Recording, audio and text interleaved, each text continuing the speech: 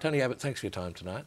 Very good to see you, Brian, as always. Good evening. You must be very pleased now the election date's been announced. Well, I'm delighted. At least we know where we are now, Brian. Yeah. You've been at Kevin Rudd for a while about this election date. Well, they should have done it a long time ago. It's disgraceful, this interregnum. Yeah, but to be fair, he had to appoint a ministry, didn't he? This is part of the problem, isn't it? They've changed. I mean, people voted now twice for a government and got a different government. Yeah, and then you get the first one back. Oh, yeah, it's a carousel.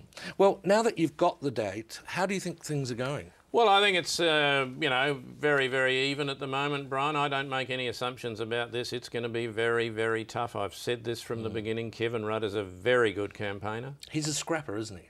He is, Brian. I mean, in the battery ad, he's the one who never bloody slows down. But it doesn't mean he's any good. He makes an announcement over there and it falls apart as he's going over there to make another one. He's a big picture man. Do you feel swamped by the amount of policy coming out? No, I don't, Brian. We've got plenty of policy and we're announcing it all the time. And are you worried by the government's resurgence in the polls? No.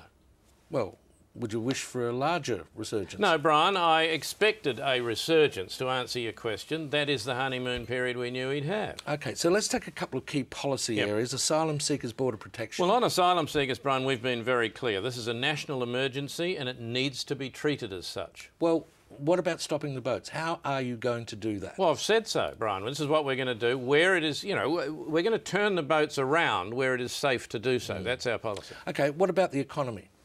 Well, the economy's a mess at the moment. Look at it. What we need, Brian, in this country is growth, we need regional development and we need to increase our international competitiveness. You mean labour market reform? I don't necessarily mean that, Brian, but labour market reform where it is safe to do so.